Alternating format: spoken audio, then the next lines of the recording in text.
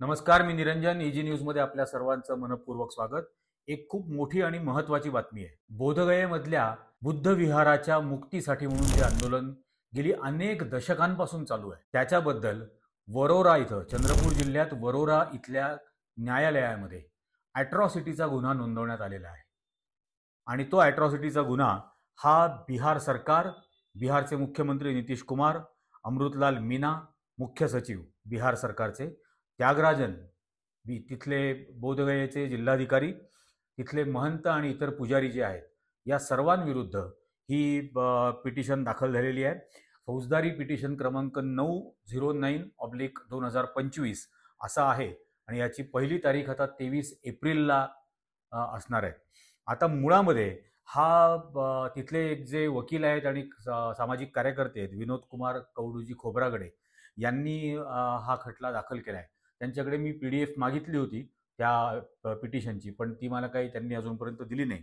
पण तरी आणि त्यांनी जे पाठवलंय त्यात बरंच मोठं एक भाषण आहे. ॲक्च्युली ॲट्रॉसिटीचा गुन्हा नोंदवला एवढं दिलेलं आहे त्यात, पण मुळामध्ये या पुन्हा एकदा हा जो विषय या निमित्ताने येणार आहे आणि आता हा न्यायालयाच्या समोर येणार आहे, त्यामुळे ॲट्रॉसिटीचा गुन्हा दाखल झाल्यामुळे या सर्व हे जे 5 आरोपी 6 आरोपी याच्यामध्ये ज्यांच्या विरोधात हा गुन्हा दाखल केलेला आहे, त्यांना न्यायालयातर्फे समन्सही जाईल, त्यांना हजरही राहावं लागेल आणि त्यांचं काय म्हणणं आहे हेही मांडावं लागेल.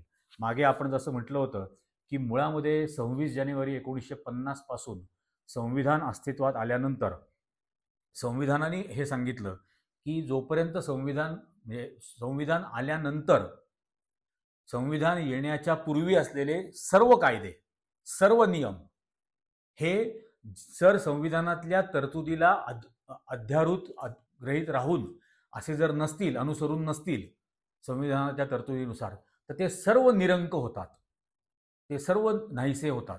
आणि म्हणून बोधगयेमधला हा जो बोधगयेमधल्या बुद्ध विहाराचा हा जो प्रश्न आहे आणि ज्याच्याबद्दल बोधगया टेम्पल अधिनियम तो टेम्पल अधिनियम ऑर्डिनन्स जो आहे काढलेला 1949 सालचा बिहार सरकारचा, हा संविधान अस्तित्वात आल्यानंतर तो संविधानातल्या तरतुदींना अनुसरून नसल्यामुळे खरं तर ऑटोमॅटिकली रद्द होतो. कारण संविधानामधल्या ज्या तरतुदी आहेत, उदाहरणार्थ संविधानामधलं अनुच्छेद 13 ज्याच्यानुसार हा पहिल्यांदा 13-14 दोन आहेत.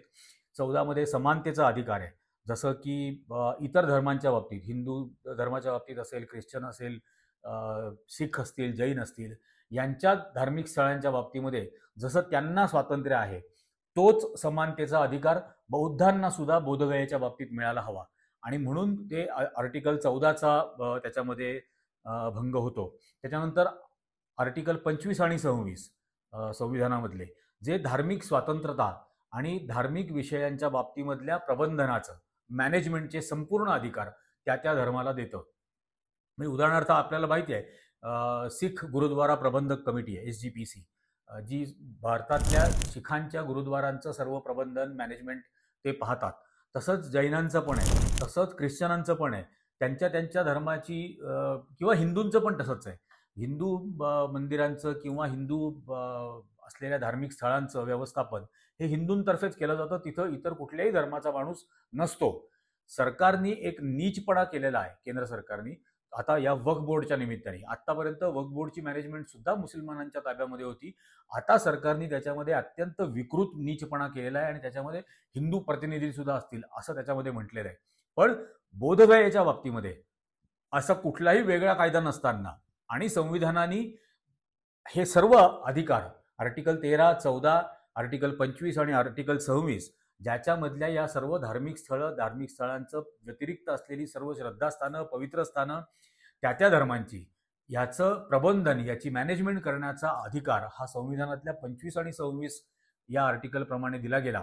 त्याचं उल्लंघन हा जो संविधान येण्यापूर्वीचा हा जो BTMC, Bodhgaya temple management committee 1949 या नावाने हा जो कायदा आहे, हा या सर्व संविधानातल्या तरतुदींचं उल्लंघन करतो, भंग करतो. त्यामुळे हा अधिनियमच रद्द करावा, BMTC 1949चा, आणि ही संपूर्ण जागा बौद्धांच्या ताब्यामध्ये द्यावी. याच्या व्यतिरिक्त याच्यामध्ये त्यांनी बऱ्याच मागण्या केलेल्या आहेत. त्यात त्यांनी हा कायदा रद्द करावा असं तर म्हटलंच आहे. बुद्ध विहार हे बौद्धांच्या ताब्यामध्ये जावं.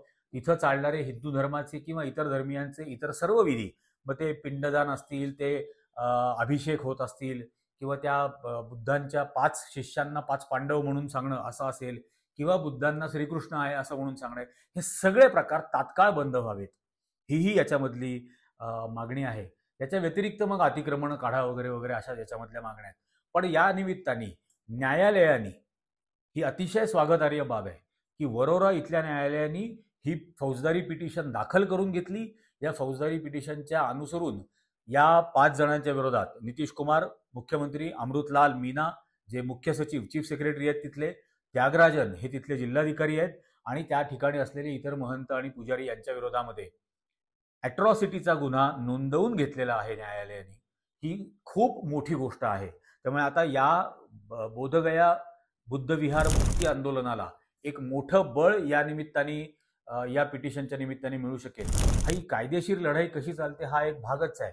याच्या व्यतिरिक्त लोकांमध्ये जनजागृती होणं, विशेषतः इतर धर्मियांमध्ये सुद्धा याच्याबद्दल खूप मोठ्या प्रमाणावर जनजागृती होणं, आणि हा जो धार्मिक स्वातंत्र्याचा अधिकार हे या देशाच्या संविधानातलं आर्टिकल 25 आणि 26 देतं, तो पुन्हा एकदा बौद्धांना स्वाधीन केला जावा, तो त्यांना अधिकार मिळावा, यासाठी म्हणून ही लढाई महत्त्वाची आहे. यासाठी काय काय करायला लागेल हे यापूर्वी एका वेगळ्या भागामध्ये स्वतंत्ररित्या सांगितलेलंच आहे. पण ॲट्रॉसिटीचा गुन्हा आत्तापर्यंत नोंदवला गेलेला नव्हता, तो आत्ता नोंदवला गेलेला आहे 8 तारखेला, आणि म्हणून ही गोष्ट अत्यंत स्वागतार्ह आहे. या बोधगयेच्या, या बुद्ध विहाराच्या मुक्ती आंदोलनामध्ये आपण सर्वांनी सुद्धा आपापलं मत काय आहे हे नोंदवून व्यक्त होणं हे अतिशय महत्त्वाचं आहे. सर्व धर्मांचा सन्मान करणं, सर्व धर्मांचा सन्मान करणं, सर्व धर्मांना त्यांचं त्यांचं स्वातंत्र्य देणं, आणि धर्मांच्या स्वातंत्र्याच्या व्यतिरिक्त नास्तिकांचं सुद्धा स्वातंत्र्य आहे आणि नास्तिकांच्या मतांचा सुद्धा सन्मान करणं, हे आपल्याला आपल्या देशाचं संविधान सांगतो. आणि त्या संविधानाप्रमाणेच या सर्व गोष्टी व्हायला हव्यात. येणाऱ्या काळात या संविधानातल्या आर्टिकल 25-26 नुसार खरं तर वक्फचा कायदा सुद्धा याचा भंग करतो. त्यामुळे सुप्रीम कोर्टाने हा वक्फचा कायदा जो आलेला आहे आता, हा सुद्धा सुप्रीम कोर्टाने निरंक करावा, तो फेटाळून लावावा, तो म्हणजे काय रद्द करून टाकावा, हीच या प्रसंगी सुद्धा भावना व्यक्त करणं जरुरी आहे. तुम्हाला काय वाटतं याबद्दल हे नक्की खाली तुमचं मत व्यक्त करून सांगा. हा व्हिडिओ जास्तीत जास्त लोकांपर्यंत पोहोचवा. जेवढं बळ तुम्ही वाढवाल, जितके सबस्क्रायबर्स चॅनलला मिळतील, तितक्या जास्त लोकांना आम्ही या जनजागृतीच्या मोहिमेमध्ये सामील करून घेऊ शकू. आपल्याला लाखो करोडो लोकांना जागृत करायचं आहे या सगळ्या मनुवादी व्यवस्थेच्या विरोधात. त्यामुळे लोकांना हे व्हिडिओ शेअर करणं आणि त्यांना चॅनलला सबस्क्राईब करायला सांगणं, एवढंच तुमच्याकडून माझी अपेक्षा आहे. ही आपण पुरी कराल अशी मला नक्की खात्री वाटते. आजच्या भागामध्ये इतकंच. धन्यवाद.